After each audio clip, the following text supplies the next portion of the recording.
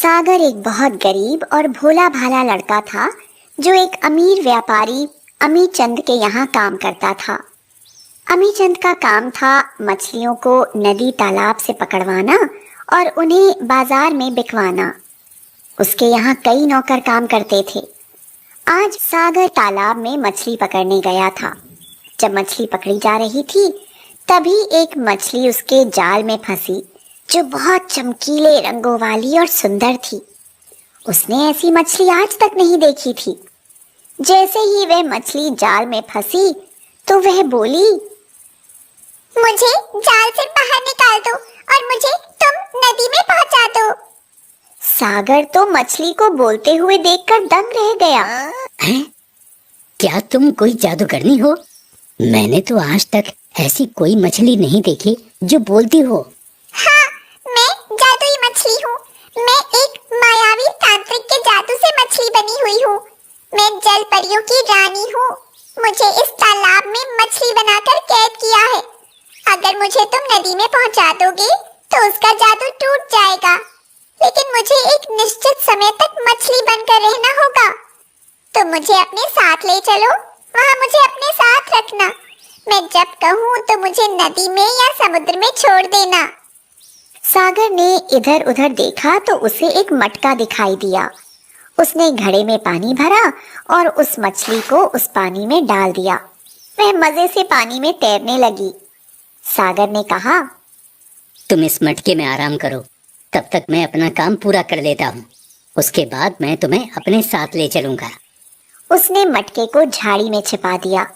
उसे डर था कि कोई उस मछली को अगर देख लेगा तो उससे छीन लेगा और बाजार में बड़ी कीमत पर बेच देगा, क्योंकि यह मछली तो अद्भुत थी और आज तक उसने ऐसी मछली नहीं देखी थी। वह मछली पकड़ने का काम करने लगा। दोपहर तक उसका काम पूरा हो गया। उसके बाद मछलियां बाजार में बिकने के लिए चली गई।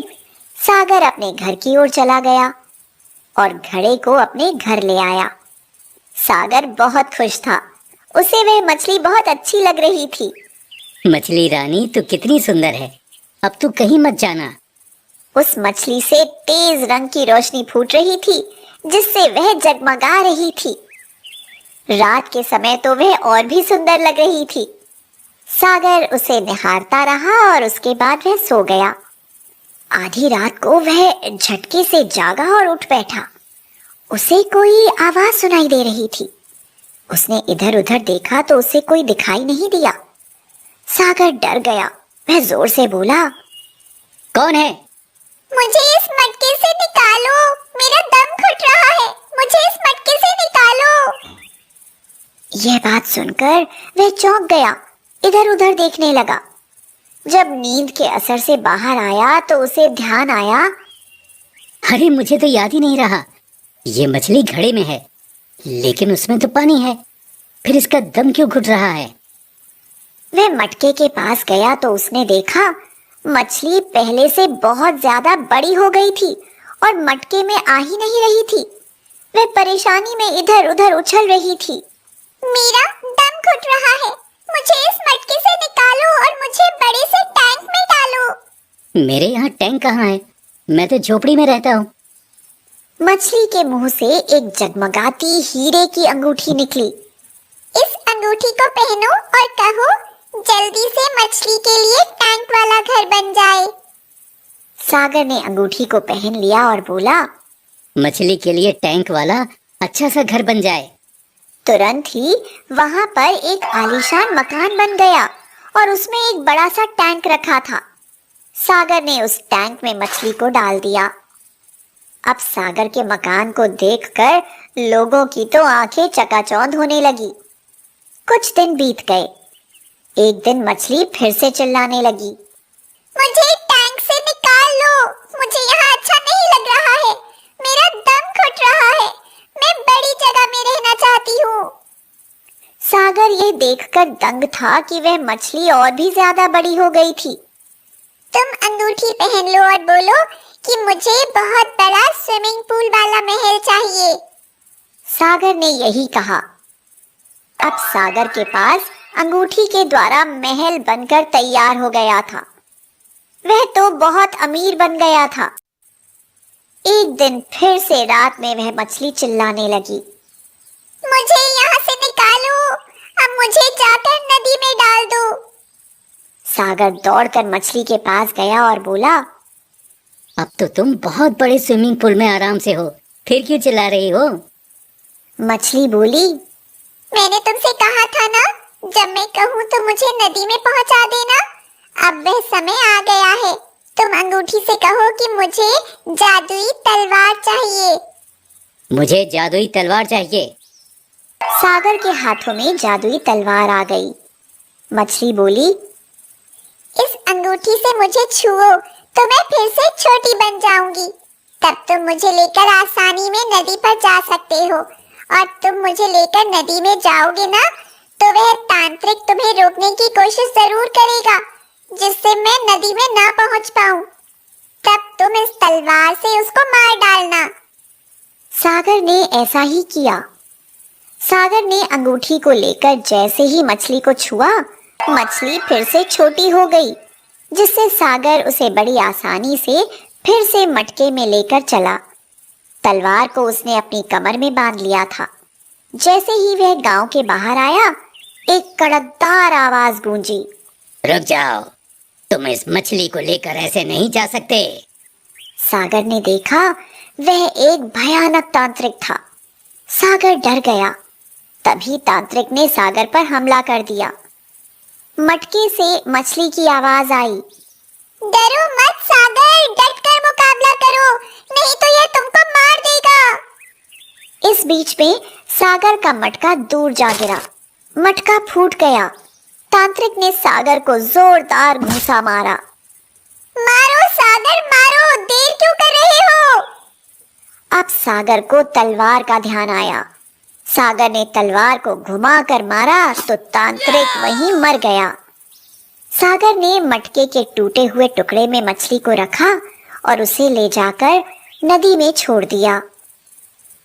इतने दिन मछली के साथ रहते हुए सागर को उससे बहुत लगाव हो गया था। उससे दूर होते हुए उसे दुख लगने लगा था। सागर रोने लगा। यह देखकर मछली बोली, सागर तुम बहुत अच्छे लड़के हो, तुम रोते क्यों हो? अंगूठी तुम्हारे पास है। जब तुम पर कोई मुसीबत आए या तुम्हें किसी चीज की परेशानी हो, तो तुम उस अंगूठी से वही चीज मांग लेना जिसकी तुम्हें जरूरत हो। तुम पर कोई मुसीबत आए तो उसके लिए तुम्हारे पास तलवार है। इस तलवार से दुश्मन का सफाया हो जाएगा। जब भी तुमको मेरी याद आए तो तुम यहाँ आ जाना। यहाँ आकर तुम मुझे बुलाओगे तो मैं यहाँ जरूर आऊंगी। ऐसा कहकर वह अपनी अन्य जलपरी मछलियों से मिलने के लिए नदी में गोता लगाकर अंदर चली गई। अब सागर भी खुश था, क्योंकि जलपरी ने उससे हमेशा मिलने के लिए जो कहा था। और अब सागर खुश होकर अपने घर चला गया। 7 वर्ष का अंकुर और 5 वर्ष की पिंकी अपने मम्मी पापा और दादी के साथ बड़ी हवेली में रहते थे। उनके पापा शहर के बड़े उद्योगपति थे। बहुत खुशहाल परिवार था उनका। मम्मी पापा और दादी दोनों बच्चों पर जान छिड़कते थे। एक रात वह पांचों अपनी कार से किसी रिश्तेदार के घर शादी समारोह से अपने घर को लौट रहे थे। सामने से आ रहे एक तेज रफ्तार ट्रक ने अचानक उनकी कार को जोर से टक्कर मार दी। उस भयानक एक्सीडेंट में आगे की सीट पर बैठे अंकुर और पिंकी के मम्मी पापा वहीं सड़क पर ही दम तोड़ देते हैं। पिछली सीट पर होने के कारण दादी, अंकुर और पिंकी को ज्यादा चोट नहीं आई, लेकिन वो दोनों बिन माँ बाप के यतीम हो चुके थे। भाई भाभी की मौत की खबर सुनते ही गांव से दादी के छोटे बेटे बहू यानी अंकुर पिंकी के चाचा चाची उनके घर पर आ गए। दोनों एक नंबर के कपटी और धूर्त थे। आते ही दादी और बच्चों से लिपट कर रोते हुए बोले, अम्मा, ये अचानक क्या हो गया जब भैया भाभी हम सबको छोड़कर इतनी जल्दी राम को प्यारे हो गए? दादी रोती हुई बोली, भगवान को ले जाना ही था तो मुझे उठा लेता। इन दोनों मासूम बच्चों के सिर से माँ बाप का साया छीनने की क्या जरूरत थी। इस पर चाचा चाची मगरमच्छ के आंसू बहाते हुए बोले, अम्मा ऐसे मत बोलो, अभी हम दोनों आपके छोटे बेटे बहुत जिंदा हैं।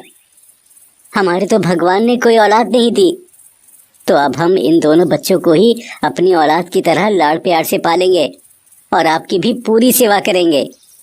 चाची बोली, अम्मा साथ ही साथ भाई साहब का पूरा कारोबार और हवेली भी हम दोनों मिलकर संभाल लेंगे।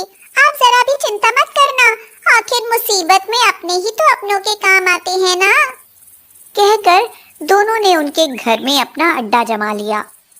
दादी उन दोनों के स्वभाव को कुछ कुछ समझती थी, इसीलिए तो उनके साथ नहीं रहती थी। लेकिन अब उनके पास भी कोई चारा नहीं था, क्योंकि उनके सिर्फ 2 ही बेटे थे, जिनमें से एक बेटा बहू तो खत्म हो गए थे। अब जो भी था उन दोनों का ही सहारा था। दोनों पति पत्नी ने आते ही हवेली के सबसे अच्छे कमरे में अपना डेरा जमा लिया और घर के नौकरों पर धौंस जमाकर उनके जो दिल में आता वो व्यंजन बनवा बनवा कर खाने लगे। अलग कमरे में जाते ही पत्नी ने पति से तुनकते हुए कहा, सुनिए जी, मुझसे ये प्यार मोहब्बत हमदर्दी वाला ड्रामा अब और नहीं होगा, समझे? जल्द से जल्द बुढ़िया से मस्का पॉलिश करके सारी प्रॉपर्टी हथिया लो तो पीछा छूटे इन जंजालों से। हाँ। चाचा बोला, अरे भाग्यवान, आहिस्ता बोलो, यहाँ दीवारों के भी कान होते हैं। थोड़े दिन अपनी एक्टिंग जारी रहने दो, समझी? फिर दोनों कपटी पति पत्नी नई नई योजनाएं बनाने लगे सारी प्रॉपर्टी हथियाने के लिए। और एक दिन कंपनी के कागजात पर अंगूठा लगाने को कहकर दादी के छोटे बेटे ने सारी प्रॉपर्टी अपने और अपनी पत्नी के नाम पर करवा के सब कुछ हड़प लिया। प्रॉपर्टी हाथ में आते ही पति पत्नी ने अपने असली रंग दिखाने शुरू कर दिए। उन्होंने सारे नौकरों को छुट्टी दे दी और दोनों बच्चों का स्कूल छुड़वा कर अब वो दादी और नन्हे मासूम अंकुर पिंकी से सारे घर के काम करवाते और फिर उन्हें मारपीट भी करते। दादी उनसे कहती, देखो, तुम दोनों जो भी बुरा करना चाहते हो मेरे साथ करो। गलती मैंने की है तुम दोनों आस्तीन के सांपों पर भरोसा करके। इसकी सजा इन दोनों नन्हे मासूमों को तो मत दो। इस पर चाची ने पलटकर दादी को जोरदार थप्पड़ जड़ दिया और बोली, बुढ़िया, इन सपोलों की बड़ी हिमायती बनती है, कभी इतनी हिमायत हमारे साथ भी दिखाई होती। इस पर बिगड़ते हुए चाचा बोला, अरे नहीं नहीं, अम्मा का तो बस एक ही बेटा था, इन सपोलों का बाप। हमारी अहमियत तो कभी इनकी नजर में थी ही नहीं। चाची तुनक कर बोली, हाँ, इसीलिए अपनी करनी का किया भुगतेंगे अब ये तीनों। हाँ, चल बुढ़िया, जल्दी जल्दी हाथ चला, वरना खाने भी नहीं दूंगी तीनों को। हाँ। इस तरह हर रोज उन तीनों को छलते रहे दोनों पति पत्नी। बच्चे अपने माँ बाप को याद करके और अम्मा अपने बड़े बेटे बहू को याद कर चुप चुप के रोया करते। कई महीने इसी तरह चलता रहा और एक दिन दादी के हाथ पैर में कोढ़ निकल आया तो उनके बेटे बहू ने दादी को तहखाने में बंद कर दिया और भूखी प्यासी मरने को छोड़ दिया और बच्चों से सारा काम करवाने लगे। जुल्म सितम से तंग आकर दोनों बच्चों ने एक रात मौका देखकर चुपचाप तहखाने में जाकर दादी को कमरे से बाहर ले आए और तीनों उस हवेली से रातों रात भाग निकले। तीनों रात के अंधेरे में भागते भागते शहर से दूर सुबह तक किसी गांव के पास वाले सुनसान जंगल में पहुंच गए। उस जंगल में कहां जाएं, उन्हें कोई रास्ता नहीं सूझ रहा था। तीनों बहुत थक गए थे और दादी का प्यास से गला सूख रहा था। दादी तो वहीं लेट गई तो अंकुर और पिंकी पानी की तलाश में यहाँ वहाँ भटकने लगे। तभी पिंकी की नजर एक पुराने से कुएं पर पड़ी। दोनों दौड़कर कुएं के पास पहुंचे तो कुएं के बाहर उन्हें एक सुनहरी मछली पानी के लिए तड़पती नजर आई। अंकुर और पिंकी ने उस मछली को उठाकर कुएं के पानी में डाल दिया। तभी एक चमत्कार हुआ और उस कुएं से एक बहुत सुंदर परी बाहर निकली। उसने बच्चों से कहा, शुक्रिया बच्चों, तुम दोनों की वजह से मुझे मेरा रूप वापस मिला। मैं पाताल परी हूँ। बहुत वर्ष पहले मैंने यहीं पर तपस्या करने वाले एक ऋषि मुनि जी पर इस कुएं का जल छिड़ककर उनकी तपस्या भंग कर दी थी, जिस वजह से उन्होंने मुझे श्राप देकर मछली बना दिया। मैं तब से जल के पास होकर भी जल के लिए तड़पती रही, और आज तुम मासूम निष्पाप बच्चों की वजह से मुझे उस श्राप से मुक्ति मिली। बच्चों बताओ, तुम लोग इस जंगल में क्या कर रहे हो? तो बच्चों ने रोते रोते सारी बात पाताल परी से बता दी, जिसे सुनकर परी को बहुत दुख हुआ।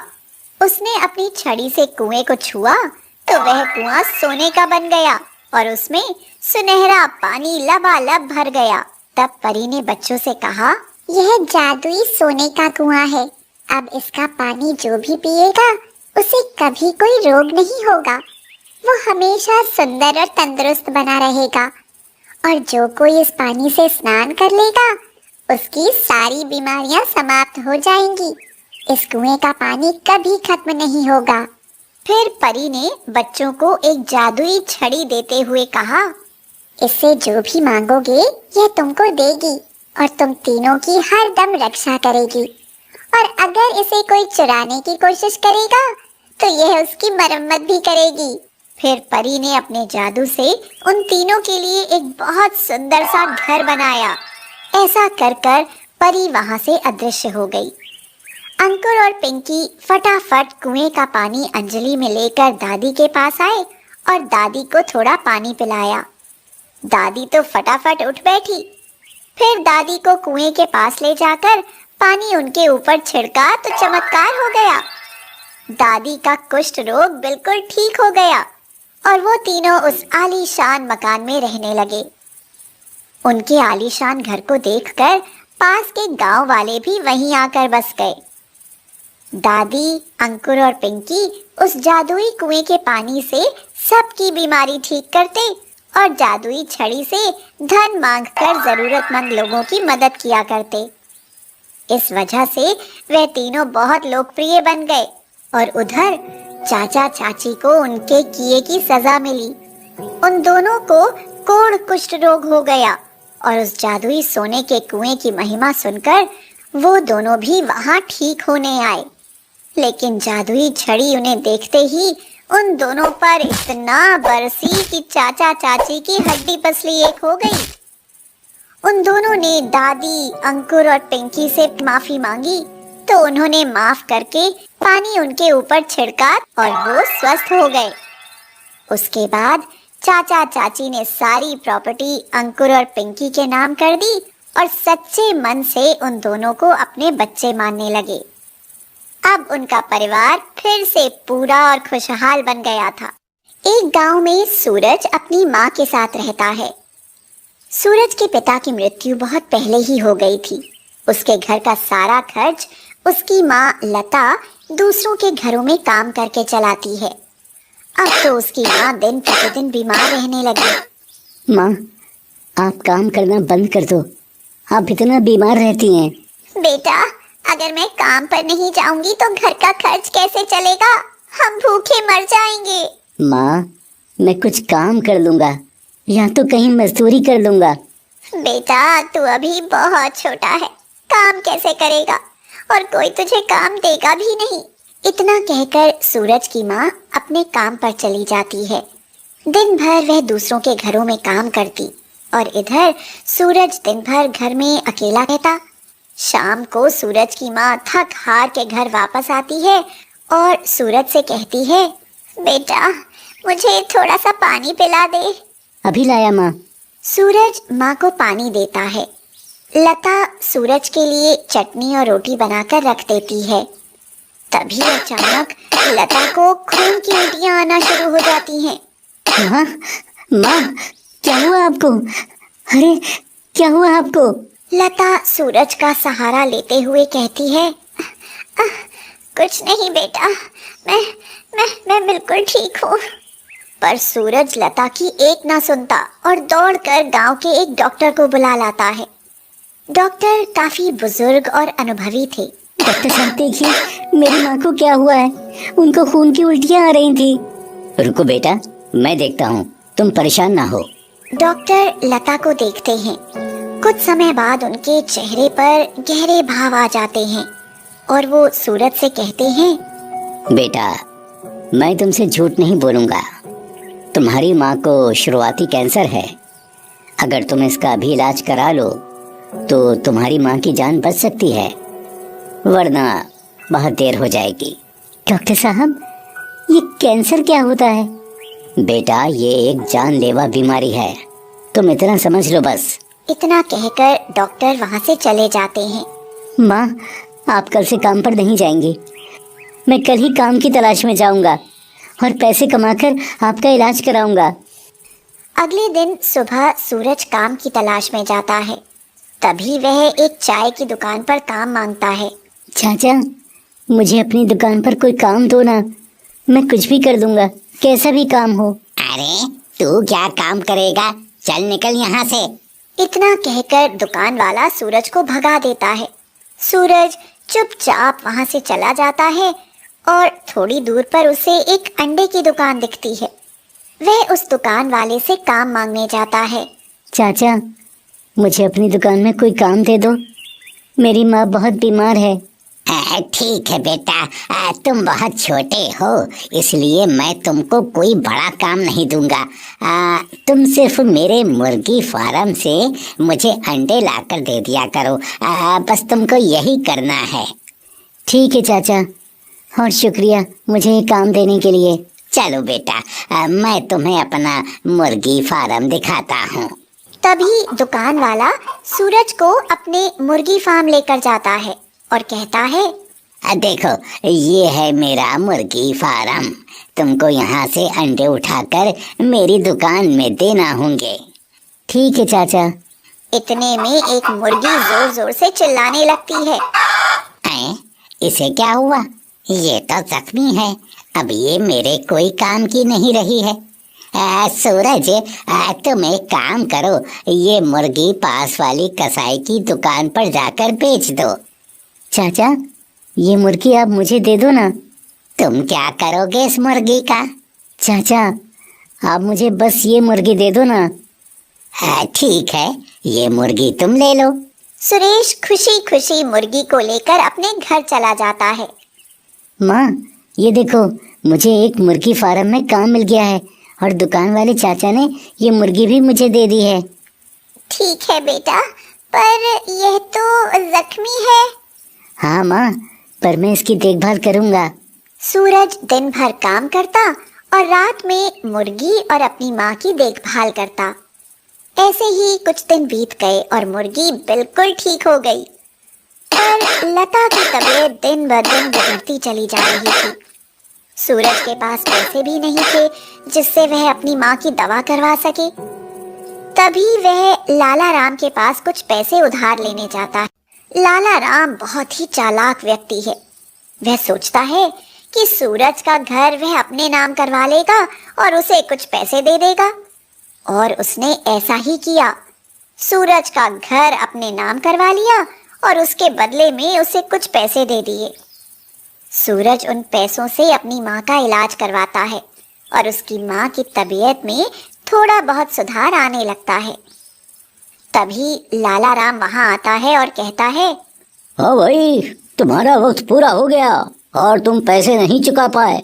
अब ये घर मेरा है, निकल जा घर से अपनी माँ को लेकर। वह सुरेश को धक्के देकर घर से बाहर निकाल देता है।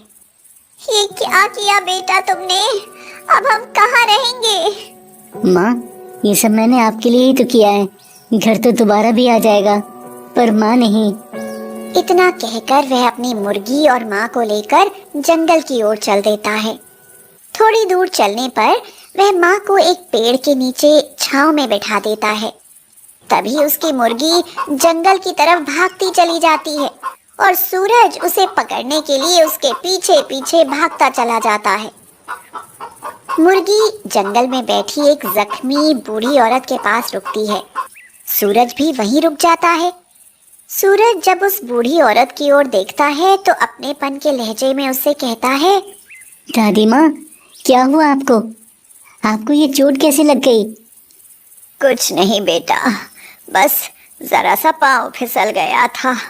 सूरज उनके जख्मों को साफ करता है और आसपास के पेड़ों से पत्तियों को तोड़कर उनका औषधि के रूप में प्रयोग करके उस बूढ़ी औरत की मदद करता है।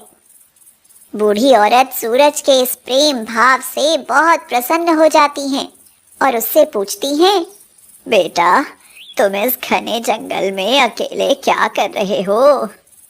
दादी माँ, मैं अकेला नहीं हूँ। यहाँ से कुछ दूरी पर मेरी माँ एक पेड़ के नीचे विश्राम कर रही हैं और हम घर की तलाश में घूम रहे हैं। गांव के एक लालची व्यक्ति ने मेरा घर भी छीन लिया। अब हम कहाँ जाएं? तभी बूढ़ी औरत उस मुर्गी को अपने हाथ में उठाकर कुछ मंत्र पढ़ती हैं।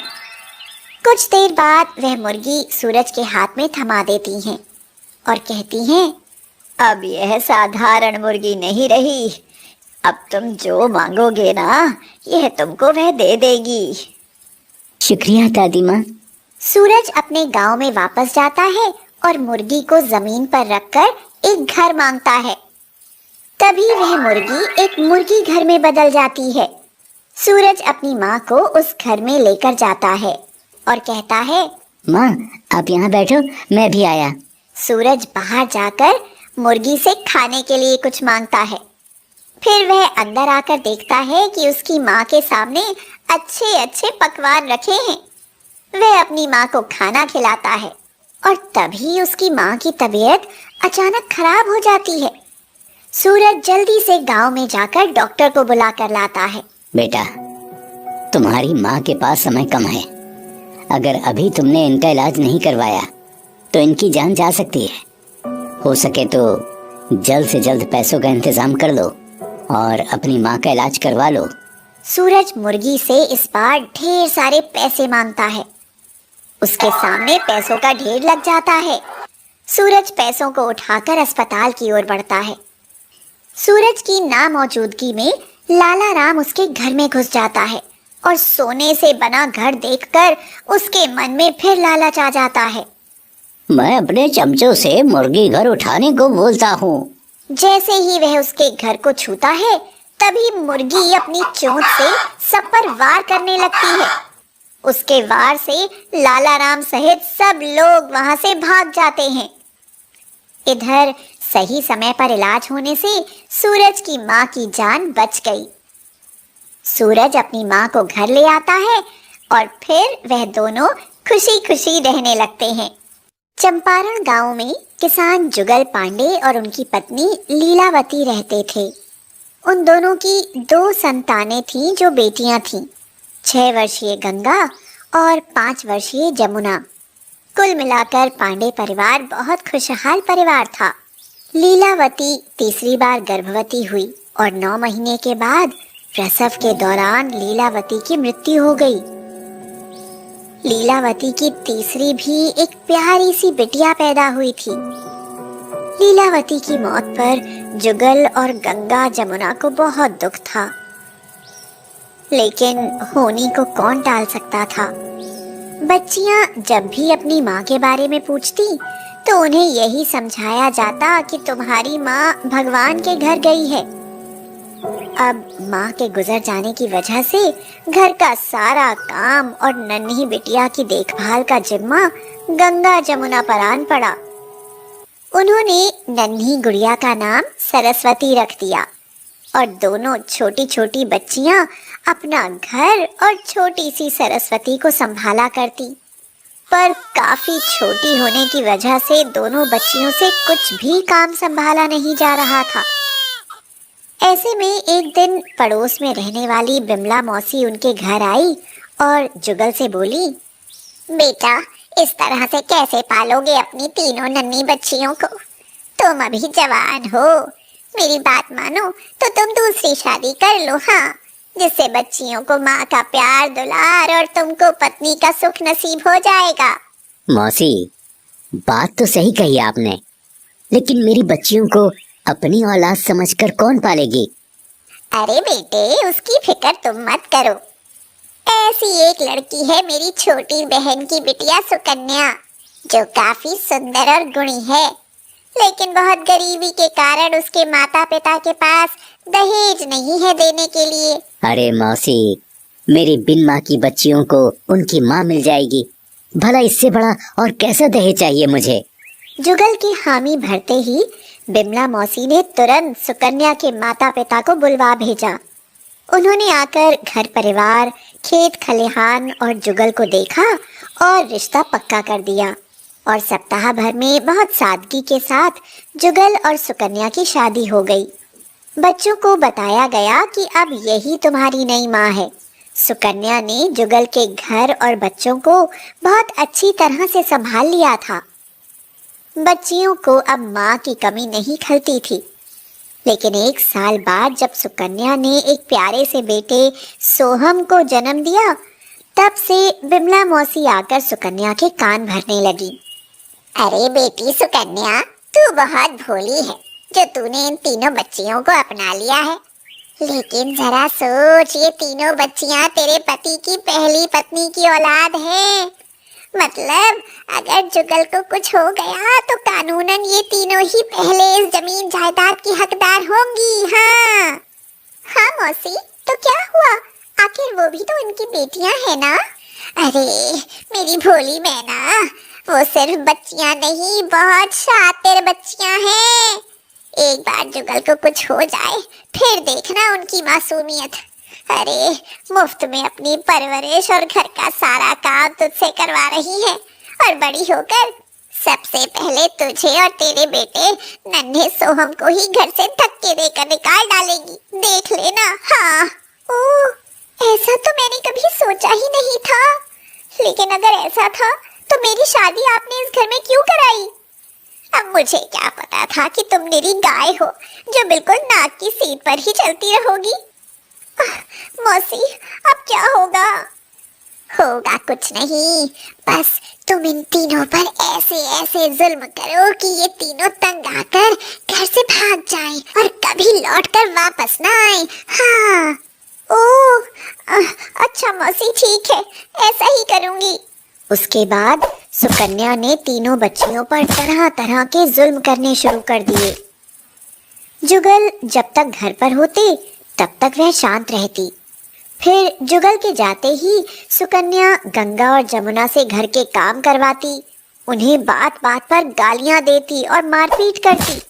दोपहर में उन्हें खाना भी नहीं देती। छोटी सरस्वती को तो दूध भी नहीं देती, और जब वह रोती तो उसे भी मारती रहती और बात बात पर घर से निकल जाने को कहती। बच्चियों को इतना डराया गया था कि वो अपने पिता से भी कुछ नहीं बता पाती थी।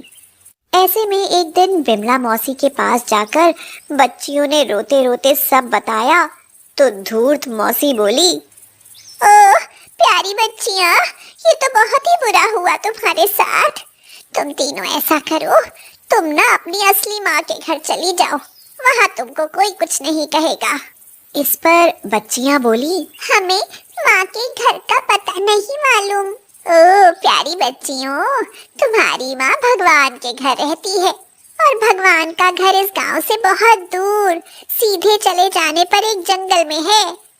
तुम ऐसा करो, रात के समय चुपचाप घर से निकल जाओ, वरना वो सौतेली माँ तुम्हें जाने नहीं देगी। बच्चियों ने उस मौसी की बात मानी और आधी रात के समय तीनों घर का दरवाजा खोलकर चुपके से बाहर निकल आई, और तीनों चलती चलती सुबह तक गांव से बहुत दूर एक जंगल में पहुंच गई और वहां जाकर पुकारने लगी, माँ, माँ, माँ, माँ।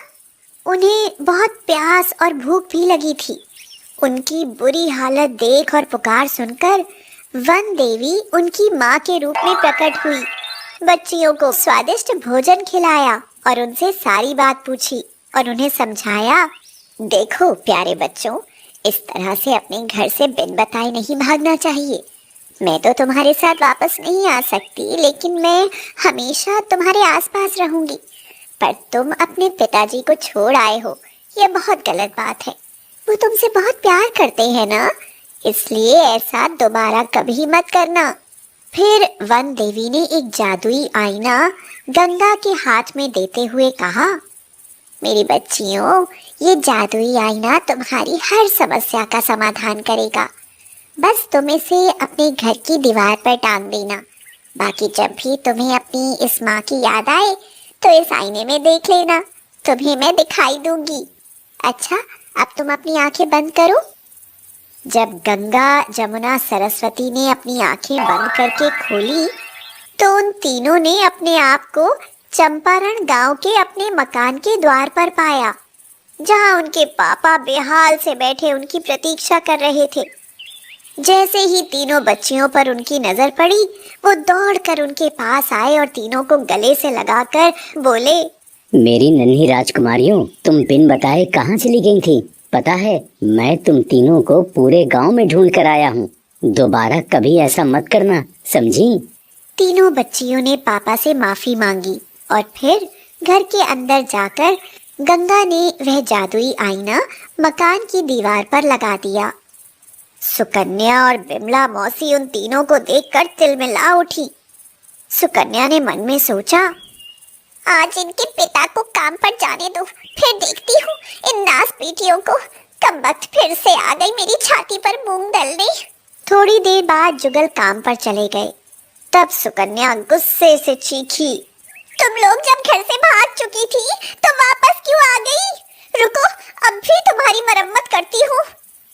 कहकर जैसे ही सुकन्या ने लकड़ी का डंडा उठाया तो सामने दीवार पर टंगे आईने से दो हाथ बाहर निकले और उन्होंने सोफा पर खेल रहे सुकन्या के बेटे सोहम को उठाया और आईने के अंदर ले गए। यह देख सुकन्या डंडा फेंक कर उस आईने की तरफ दौड़ी और बोली, ए, कौन हो तुम? मेरा बच्चा वापस दो। सोहम, हाय मेरा बच्चा।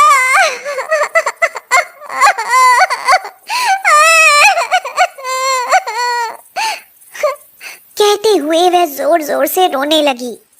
सुकन्या की चीख पुकार सुनकर विमला मौसी भी दौड़ी आई और बोली, आय हाय, क्यों चीख रही है सुकन्या? क्या फिर से इन करमजलियों ने कोई शरारत कर दी है? मौसी, मौसी मेरा बच्चा, मेरा सोहम इस आईने ने निगल लिया। मौसी, मेरा सोहम ला दो। क्यों री आफत की पुड़ियों, अब ये आईना कहाँ से उठा लाई हो? मौसी का इतना कहना था कि जादुई आईने में से एक डंडा निकला और मौसी की जोरदार धुलाई शुरू हो गई। उई, उई माँ, आई मर गई, अरे बचाओ, कोई है, आई। चीखती हुई विमला मौसी यहाँ वहाँ दौड़ने लगी और पीछे पीछे वह डंडा भी उनकी पिटाई करते हुए जा रहा था। आईने में से एक आवाज गूंजी, मौसी, तू दूसरों के मासूम बच्चों पर इतना जल्दी कुड़ती है और बुरा सोचती है ना, इसीलिए भगवान ने तुझे कभी औलाद का सुख नहीं दिया और ना ही कभी देगा। कहते हुए डंडे और बरसने लगे मौसी पर। मौसी तो डर कर माफी मांगती हुई बोली, मुझे माफ कर दो। हाय, मेरी तो मति भ्रष्ट हो गई थी। जो सुकन्या को अनाप शनाप भड़काया मैंने। ओए, अरे अम्मा छोड़ दो। अरे भगवान, मार डाला। हाय, उई उई, हाय हाय। यह देख सुकन्या रोती हुई बोली, मेरा बच्चा मुझे लौटा दो। मुझसे गलती हुई जो मैं बिमला मौसी की बातों में आ गई और इन बिन माँ की बच्चियों पर अत्याचार किए। भगवान के लिए मुझे माफ कर दो, मुझे माफ कर दो। कहकर सुकन्या तीनों बच्चियों से माफी मांगने लगी। बच्चियां बोली, माँ, माँ, हमारे नन्हे सोहम भैया को छोड़ दो माँ। यह देख सुकन्या की आंखें खुल गई। तभी आईने में से दो हाथ बाहर निकले जिनमें नन्हा सोहम खेल रहा था। आवाज फिर से गूंजी, देख सुकन्या, तुम्हारा बच्चा पल भर को जुदा हुआ तो तुम्हें कितनी तकलीफ हो रही है ना। वैसे ही ये तीनों मेरी बच्चियां हैं, तो सोचो मुझे कितनी तकलीफ हो रही होगी इन पर तुम्हारे अत्याचार देखकर। यह सुन सुकन्या और बिमला मौसी ने कान पकड़कर वादा किया, आइंदा कभी भी किसी के साथ बुरा सलूक नहीं करूंगी और तीनों बच्चियां गंगा, जमुना, सरस्वती को अपने बच्चे सोहम के बराबर प्यार करूंगी। बस फिर क्या था, उस दिन के बाद गंगा, जमुना, सरस्वती की सारी तकलीफें खत्म हो गईं और उन्हें माँ बाप दोनों का भरपूर प्यार मिलता रहा।